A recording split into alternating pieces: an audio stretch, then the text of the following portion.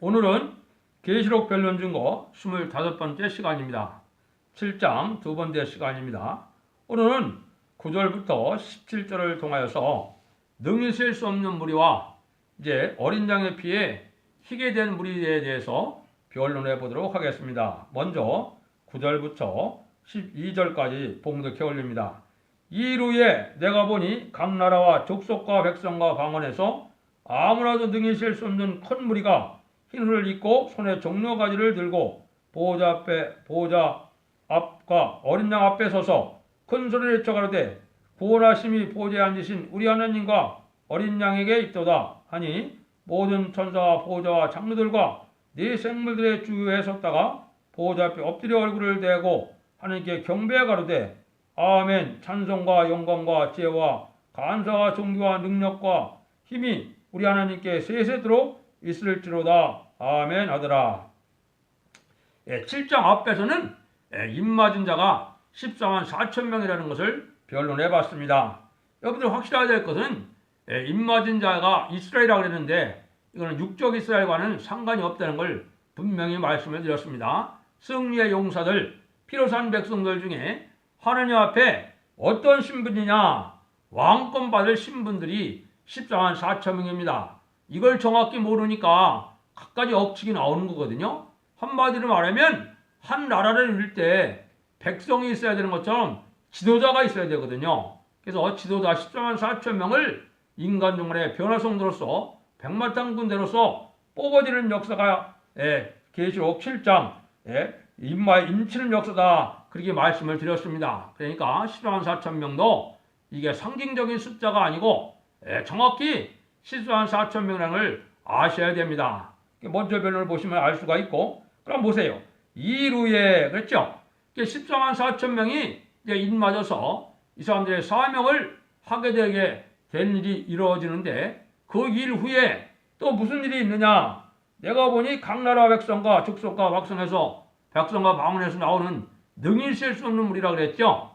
요거는 이제 어떻게 해서 이 무리가 나오느냐? 14만 4천 명의 무리는 전삼도문에 들어가서 인치는 역사로 첫대계의 사자로 이제 인을 맡게 해서 37개월 동안 이제는 14만 4천 명이 찹니다. 그럼 5개월 환란이 오기 때문에 5개월 환란 동안은 이제 뭐 하느냐? 공산주의의 하나님의 복음을 알지 못하는, 기독교 복음을 알지 못하는 자들을 위하여 우리가 권세를 가지고 그 자들을 구원하러 가는 역사가 있습니다. 이게 5개월의 황충의 난이거든요. 그럼 이때 어떻게 하겠습니까? 14만 4천 명이 전산번의 역사를 할 때, 권세 능력을 할 때 많은 백성들이 깨닫고 오는 무리가 있겠죠. 그래서 이거는 특별히 어디서 많이 오느냐? 북방의 공산 지역과 남방의 아프리카 이런 지역에서 이 백성 될 자들이 많이 나오는 무리를 얘기한 겁니다. 그래서 여기 보면 각 백성과 족속과 방에서 나온다 그랬죠. 근데 이 숫자는 정해진 숫자가 아니기 때문에 능히 셀 수 없는 무리라 그랬습니다. 근데 이 사람들이 뭘 합니까? 이 사람들이 손에 종려나무를 들고 보호자 앞과 어린 양 앞에서 찬송을 하죠. 요게 뭐를 뜻하느냐? 우리가 요한복음 12장에 보면 예수님이 낙이 타고 올라올 때 어떻게 했습니까? 종려나무 아이를 들고 호산나 호산나 하면서 예수님을 환영하고 찬양을 했죠. 그게 바로 뭐냐? 그게 왕을 맞이하는 의식이거든요. 여기도 이 사람들이 똑같이 손에 종려나무가 들고 찬송하는 것은 이게 왕을 영접하고 왕을 환영하는 그런 무리들을 뜻한 겁니다. 그래서 이 무리들은 나중에 예수님과 더불어 14만 4천 명의 무리를 이제 환영하기도 하고 나중에 섬기는 이런 백성 될 자들을 신분으로 여기 보여준 겁니다.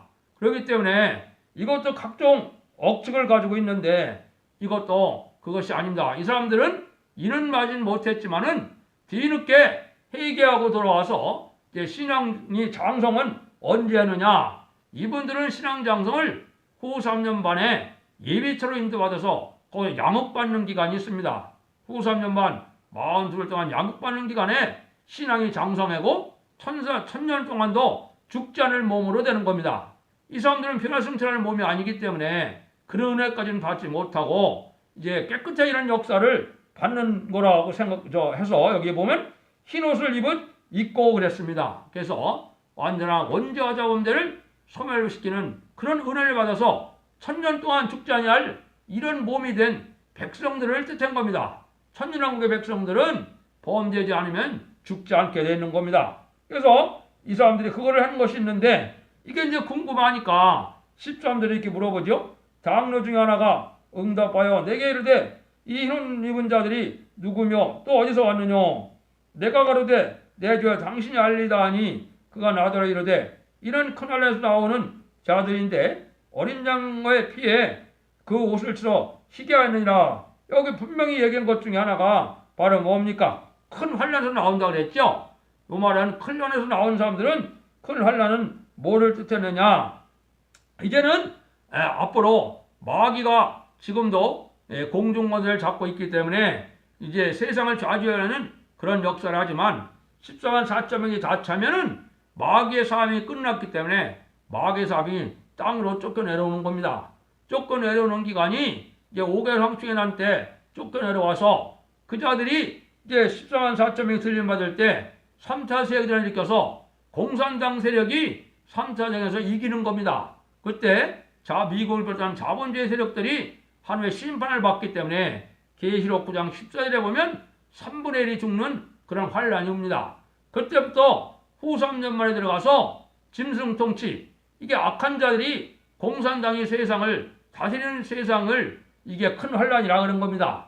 후 3년 반에서 이 사람들은 그 환란하고는 사실은 상관이 없죠. 왜냐하면 그 환란 기간에 하나님의 특별 보호로 이 사람들은 예비처 보호처로 가서 하나님의 양육을 받는 거기 때문에 이제 거기에 들어오지 못한 사람들은 환란에 많은 일을 겪게 되지만, 표받는 일을 겪게 되지만, 이 사람들은 환란을 겪지 않더라도 그 기간 동안 숨겨놓아서 하나님 보호받아 나오는 무리이기 때문에 큰 한에서 나오는 무리다 그랬습니다.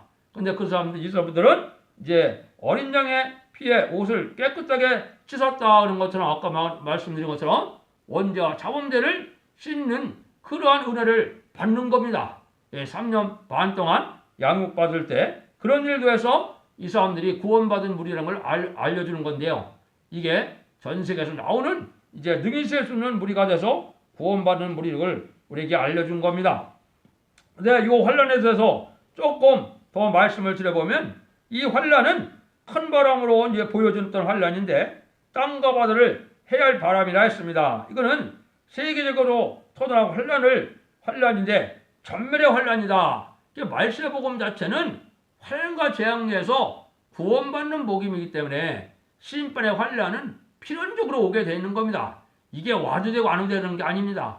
하느님이 인류 전멸의 환란과 재앙의 날에 구원받게 하는 것이 말세 복음이고, 이게 하나님이 예언서기를 통해서 예언만의 말씀을 읽고 듣고 지키는 자의 복을 받는 복음이기 때문에 영원권에 받는 구원이기 때문에 이 역사는 동방에서 나오는 역사로만 가능하다는 것을 알려준 겁니다.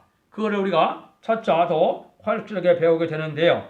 그래서 이것은 시대적으로 이제 하나님의 사명자가 바뀌는 때가 됐고, 예언의 법도 이제 십자가의 법에서, 은혜의 법에서 바뀌는 그런 시대가 온 겁니다. 그런 시대에 이제 이러한 하나님의 놀라운 역사 속에 환란을 허락하는 것은 이게 합당치 않은 자, 악인과 죄인들을 멸망시키는 환란이 되는 겁니다.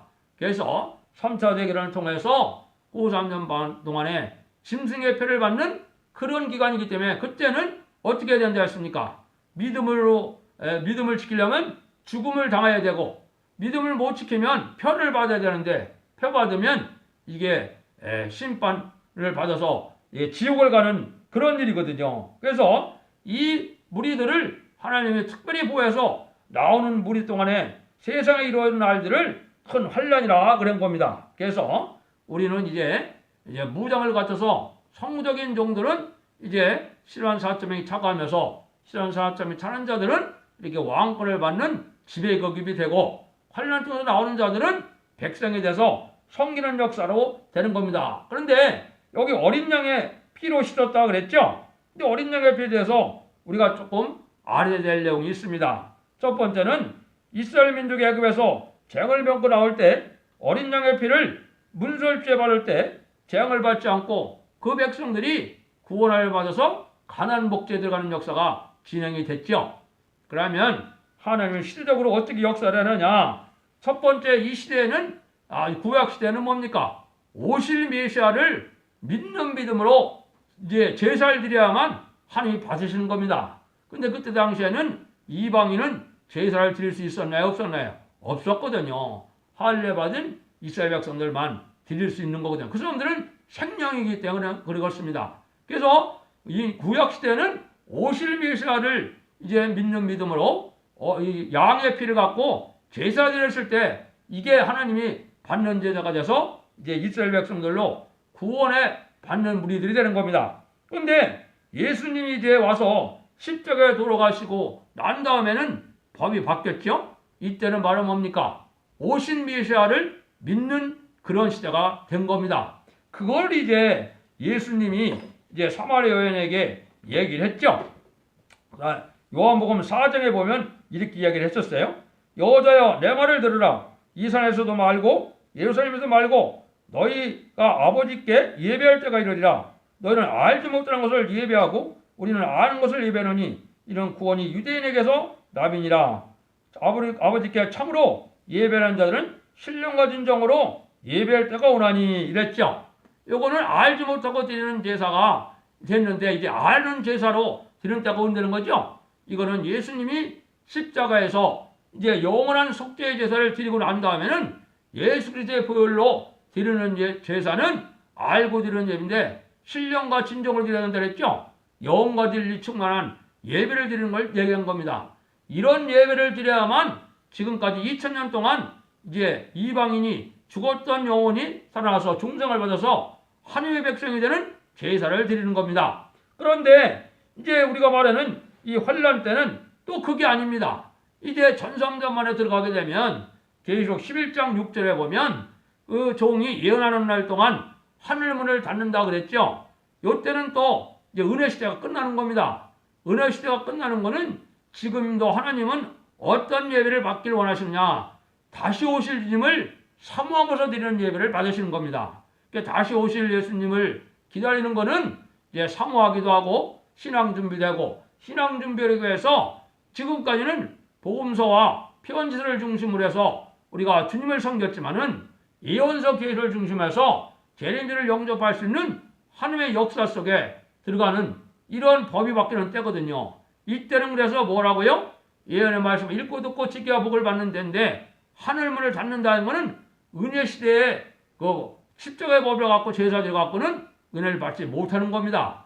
이때가 바로 뭐냐? 다시 오실 예수님을 기다리며 드리는 제사인데 이것이 전삼전만에 들어간 겁니다. 그래서 이제 말세종들이 첫 대계를 통하여 이제는 다시 오시는 예수님을 영접하는 제사를 드릴 때는 하늘문을 닫아서 하느님이 이제는 은혜 내리는 곳이 한 곳만 있게 되기 때문에 전 세계적으로 이제는 첫 대계가 세워지게 되는 겁니다. 그래서 그 사람들이 다 알곡이 되고 이제 아까 얘기했듯이 두 가지 종류로 사람이 구원을 받는 겁니다. 하나는 왕권 받을 실한 4,000명이고 하나는 백성이 될 능히 쓸 수 있는 무리고 되는 거. 여기 어린 양의 피를 바로 믿는 믿음이거든요. 이렇게 해서 하나님의 구원의 섭리가 이루어질 것을 얘기한 겁니다. 그래서 이 환란이 올 때는 이제 네 천사가 해롭게 할 권세가 있는 자들에게 하나님이 정한 때가 되면은 바람집을 놓는다 그랬죠. 그래서 지금 바람집을 잡은 거는 반전 평화운동으로 이제 지금 전쟁이 안 일어나야 되겠다는 마음이 있는데 그 이유는 하나님이 말세종들이 전성년만의 역사를 하지 않았기 때문에 그런 겁니다. 그래서 14,000명이 반드시 차야만 재림의 공중재림하는 예수님도 오시는 거고 글이 있어야만 3태 세계대전도 일어나게 되어 있는 겁니다. 그래서 이것을 하나님의 인의 역사라고 그랬는데 하나님의 인의 역사는 동방 역사를 뜻했는데 이건 인간용어의 마지막 역사인 것이 분명한 겁니다. 그걸 조금만 말씀을 드려보면 첫 번째는 진례장을 받지 않는다는 뜻이기 때문에 종말의 역사입니다. 지금까지는 환란과 재앙의 복음이 아니기 때문에 이제 각자 자기 수명대로 살다가 죽어서 영원권 받는 시대이기 때문에 이게 하나님의 절대적인 보호가 필요 없었거든요. 근데 인의 역사가 나타날 때는 세상에 하나님이 전멸적인 환란이 오는 걸 뜻했거든요. 환란 재앙을요. 그때 보호받는 역사를 뜻한 겁니다. 그 다음에는 하나님의 절대적인 보호 역사가 같이 하는 것이기 때문에 하나님의 보호함을 받지 못하면 이제 살지 못하는 겁니다. 이게 심판의 관련이거든요. 그래서 우리가 사는 방법은 아까 말씀드린 것처럼 첫째 계열 중에서 두 가지 무리 속에 들어가야만 사는 겁니다. 그 나머지는 아마겟돈 때, 이제 대접장을 거친 아마겟돈 때 다 죽게 되는 겁니다. 그래서 그 남은 자들을 통하여 하나님이 세상을 재창조해서 이제는 천년왕국이 들어가는 것이 하나님의 복음의 역사거든요. 그거를 우리가 정확히 알아야 될 때가 온 겁니다. 그 다음에는 이 인의 역사는 완전한 인격을 이루어진 거기 때문에 하느님이 이제 왕 될 자격도 주고 세상에 이제 백성 될 자격도 갖추는 자들이 되는 겁니다. 그래서 우리가 예수님을 믿으면 새로운 피조물이 돼서 이게 인격이 변화되는 그런 삶의 열매가 있어야 이게 되는 것이지, 종교생활로 해서 아무것도 변화가 없는데 죽지 않는 은혜가 온다든가 또 변화성천할 변화성 이거는 있을 수 없는 거거든요. 그래서 그 은혜에 따라서 이제 시대적인 법에 따라서 은혜 받는 걸 체험해서 몸에 오는 변화가 와서 피까지 정결되는 이런 놀라운 역사를 체험해야만 죽지 않고 변화성도가 돼서 들림도 받고 천년 동안 죽지 않을 몸도 되는 이런 은혜를 받아야 되는 겁니다. 근데 이거를 일반적인 은혜의 십자가의 도를 가지고는 그 은혜를 받지 못하거든요. 이런 역사가 어떻게 진행되느냐 인 것을 이제 헤드눈편에서 진행되는 말을 했는데 이사야 59장 19절 이하에 보면 이렇게 되어 있어요. 원수가 없는 날에 서방에서 여호와 이름을 두려워하겠고 헤드눈편에서 그 영광을 두려워할 것은 급비를 하수와 같이 동방으로 오되 동방 사람에게 여호와의 신이 마음으로 입에 말씀을 전이 있기 때문이라고 하였습니다. 이 말은 무슨 말이냐? 하나님의 놀라운 역사가 동방 사람에게 입에 신이 마음으로 신우되는 역사로 이게 변론을 하게 되는 것을 뜻한 겁니다. 그래서 성령과 신부가 하신 말씀을 가감하면 이 복을 받지 못한다 그런 거는 이제 신부 자격을 갖춘 종이 이제는 성령으로 말하는 이 말씀이 자림줄의 말씀인데 이게 심판의 기준이 되는 말씀이다. 이걸 동방 역사라 그러는 겁니다. 그래서 이 변론을 듣고 순종하는 것이 하나님 앞에 제사함을 받고 구원받는 환난날에 구원받는 유일한 방법인 겁니다. 그래서 여러분들이 예언서 계시록을 반드시 변론을 듣고 믿고 순종해야만 이제 제사함도 받고 이런 복도 받는 걸 우리가 반드시 알아야만 되는 때가 온 겁니다. 그래서 이제 7장까지는 목록적 계시이기 때문에 대충 어떤 일이 있을 거를 보여준 거고 8장부터 본론적인 계시로 들어가서 자세히 그걸 다시 설명을 하는 겁니다. 그래서 오늘은 이제 계시록 7장에서 두 가지 구원받는 반열이 나온다. 요걸 배운 겁니다. 그래서 여러분들이 이제 그를 잘 믿고 순종해서 두 가지 무리 중에 반드시 들어가야만 여러분들이 환난과 재앙의 날에 이제 복받는 이런 자들가 되고 자손 만대 축복을 받는 그런 가족적인 구원을 받는 그러한 복을 누리는 자들이 되는 겁니다. 여러분들도 순종해서 그 복을 누리시기를 예수님의 이름으로 축원드립니다. 아멘.